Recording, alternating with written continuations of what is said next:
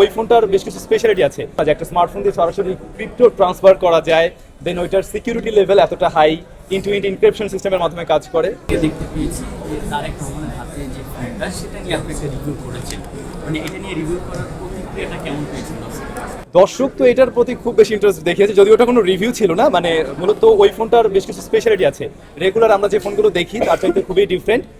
So মানুষজন আসলে এই ব্যাপারটা জানতো না যে একটা স্মার্টফোন দিয়ে সরাসরি ক্রিপ্টো ট্রান্সফার করা যায়, দেন ওইটার সিকিউরিটি লেভেল এতটা হাই, ইন্টু ইনক্রিপশন সিস্টেমের মাধ্যমে কাজ করে।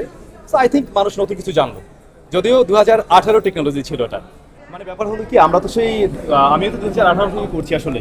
সো যেটা হতো ওই টেক ভিডিও একই রকম বোরিং একটা জিনিস, লাইক আমি জাস্ট একটা কোনো টেবিলে বসে থাকবো, সামনে আমার গিয়ার্স গ্যাজেটস থাকবে, এগুলো নিয়ে জাস্ট ব্লা ব্লা ব্লা।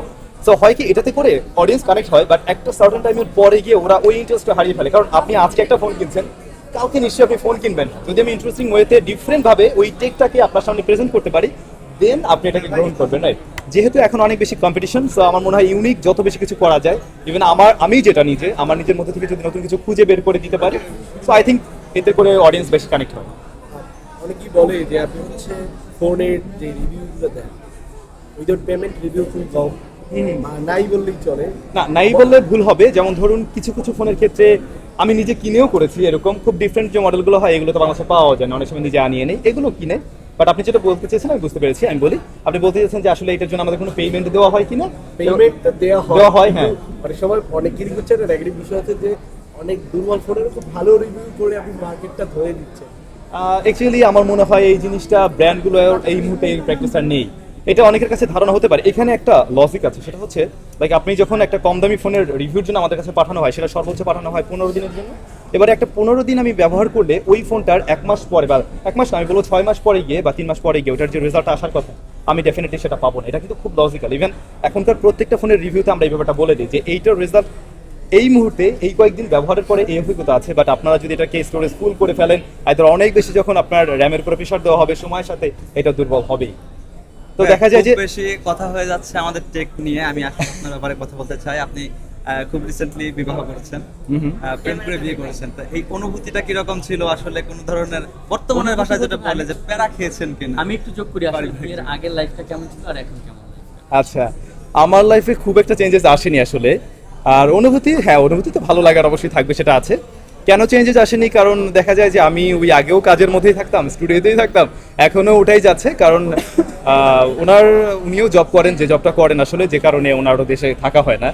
তো আমার লাইফে খুব একটা ওরকম হয় না আসলে, চেঞ্জেস আমি দেখছি না।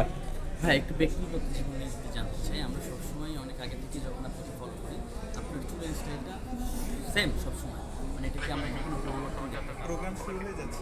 আচ্ছা, কোশ্চেনটা আবার একটু। মানে চুলের স্টাইলটা সেম, মানে আমরা কখনো পরিবর্তন, মানে আমি খুব রিসেন্টলি চেঞ্জ করেছি। আমার চুল আরো অনেক বড় বড় থাকতো, বাট আমি খুব রিসেন্টলি, বোধ হয় 2 মাস আগে, আমি অনেক বেশি ছোট করে ফেলছিলাম, এখন আবারও বড় হচ্ছে। কারণ আমার চুল হলো ভাই একটু স্ট্রেট টাইপের, সো আমি ওই মানে বড় হলে এমনটাই হয়ে যায়, এই হচ্ছে বিষয়। আর আমি নিজে অনেক শুকনো, এটা তো দেখে নেই, তো চুল কেটে ফেললে আমাকে আরো বেশি শুকনো লাগে।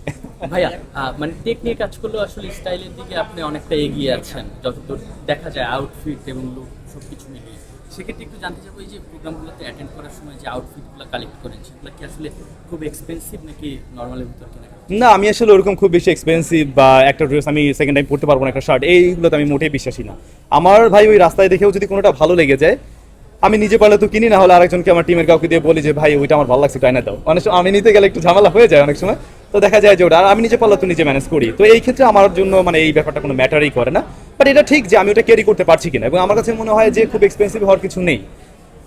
আপনি ক্যারি করতে পারলে এবং আপনাকে যদি ওটাতে মনে হয় যে আপনি নিজে কমফোর্টেবল ফিল করছেন কিনা, দেন আপনাকে সবসময় শাইন করবে। সর্বশেষ প্রশ্ন ভাইয়া, নতুন যারা আসলে রিভিউতে অথবা কন্টেন্ট ক্রিয়েশনে যারা আসতে চায়, অনেকে ভাইরাল হওয়ার জন্য কিছু উল্টো পাল্টা কন্টেন্ট ক্রিয়েশনও করে,